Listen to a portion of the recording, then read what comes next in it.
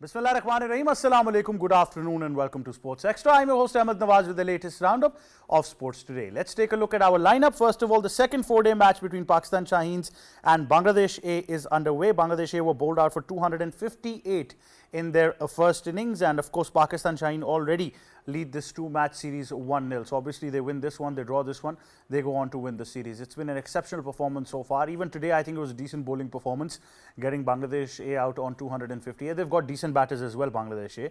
So it's been a quality competition so far. So we talk about that, then we move on to the West Indies tour of England.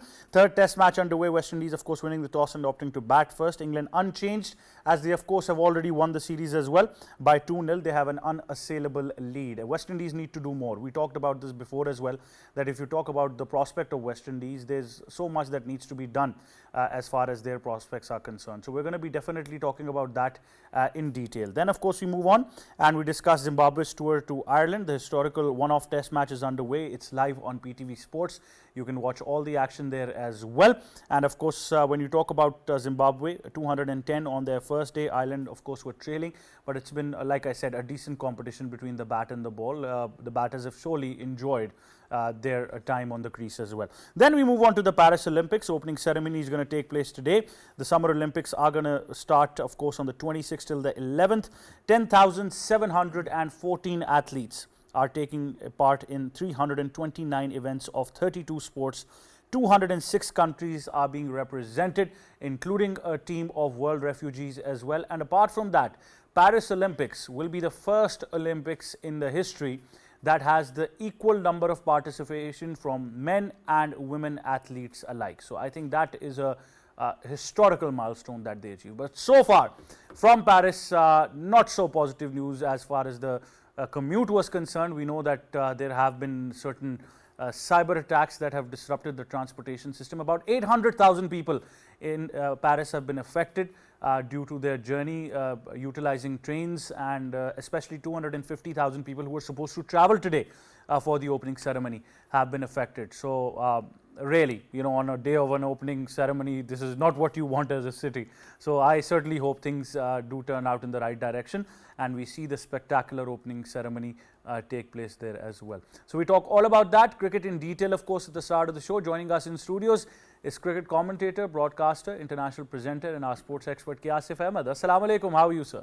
Walaikum Assalam Ahmed, I'm good, thank you very much. Thank you very much for joining us. We've also been joined by first class cricketer and cricket expert on our various platforms, Kashif Majid. Assalamu alaikum, how are you sir? Walaikum Assalam, perfectly all right. Thank you for joining us as well. Now like I said, that if you look at this match as well, it's been an interesting performance so far. There have been many performances we discussed in the first fixture between Bangladesh A and Pakistan Shaheens as well, and I particularly talked about these batters, that their performance really needs to be gauged to an extent that you don't just let it go. You talk about it as much as you can, and there needs to be player profiling. So we talked about all these factors as well, but right now Kashif, they already have a 1-0 lead.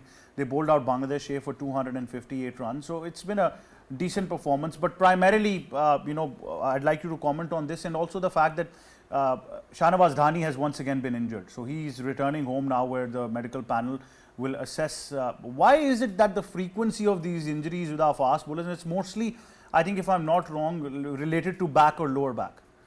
Okay, first thing, I guess wonderful performance by our bowlers. Of course, bundling out them on the very first day. That's very important. Second important thing, I still believe we are quite stronger side in comparison to the Bangladesh. I still wanted much of those players who haven't played even 10 to 20 first class matches should have been a part of this tour. Much players who likes to be in that tour. I still believe we are stronger. The last important thing when we talk about Shahnawaz Dhani, Ahmed, it's always the rehab. You get injured, you go to that rehabilitation process, you wait until you recovered 110%, then you come back.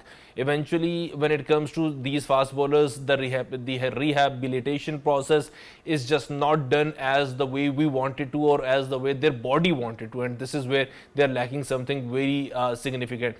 We've seen number of fast bowlers going through injuries process again and again, because we couldn't know the exactly rehabilitation process for any specific muscle injury. But if I can just add one point, because yesterday K. Asif elaborated this very well. We were before this talking about the PCB medical panel, and like you mentioned that the system of rehab and everything. But Asif also highlighted that at one point of the picture, considering Ehsanullah's case as well, the players, some part of them is to blame as well, because they have not proper, I think, followed the guideline, or when they're off season, what kind of activities they're involved in on local domestic cricket. They are afraid of losing their spot in the lineup. They're afraid of losing years or months or days of not representing Pakistan. They are afraid of being in that line for too long to represent Pakistan, or the Green Star, we can say.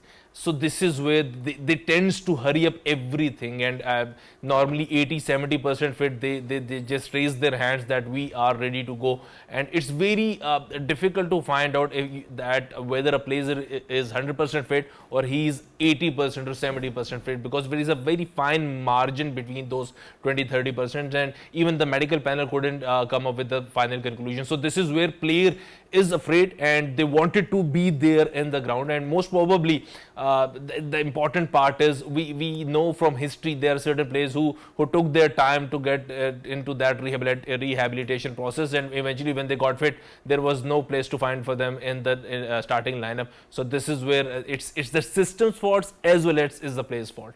Well, Asif, how would you like to elaborate this? Well, I think that first of all, Kashif was mentioning an important point, that you wanted to see some players who haven't played 15-20 first-class games, and then they're participating and representing Pakistan Shaheens. What about Usman Khan? He didn't play first-class cricket yet. He did play first-class cricket. In UAE? Yeah. Okay. And the, well... He travelled first-class. It's a very... Played cricket, then travelled first-class, so first-class cricket, that two terminologies. Yes, that's a very good terminology from you.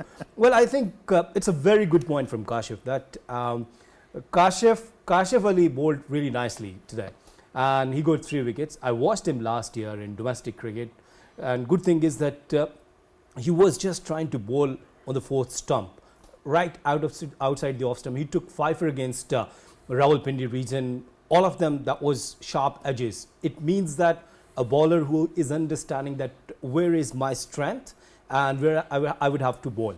So that's a very good addition in Pakistan Shaheens. Then same with Hasibullah. I mean, is a very good youngster, though he didn't play well, and he got out early. Sahibzada Farhan. Overall, it's a very good team combination, and the point which Kashif made, I strongly agree with him. Now, second, coming towards your point. See, this is what I said yesterday, that if we have witnessed the case of Ehsanullah, because I'm giving you this information on a very reliable sources. They said that we've been contacting him for 6-7 days, and he was in Sawat. What he was doing, either he was playing a tape ball cricket there, where we don't know.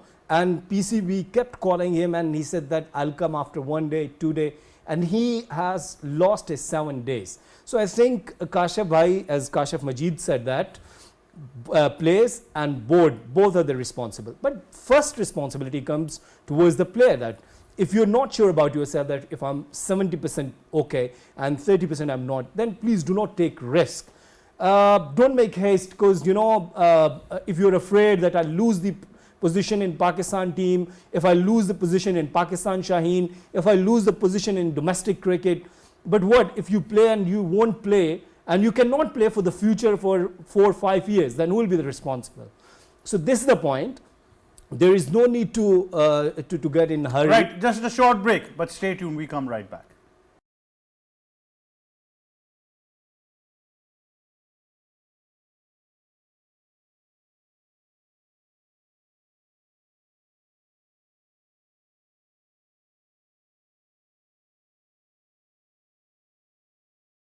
Welcome back to Sports Extra. And now, like I said, that this Pakistan Shaheens concept has been really successful for Pakistan. But Kashif, what's the right way forward? Now we've got 2 more teams that are supposed to tour Pakistan in the next phase as well. So the frequency of matches is increasing. And this frequency should be towards 4-day cricket mostly.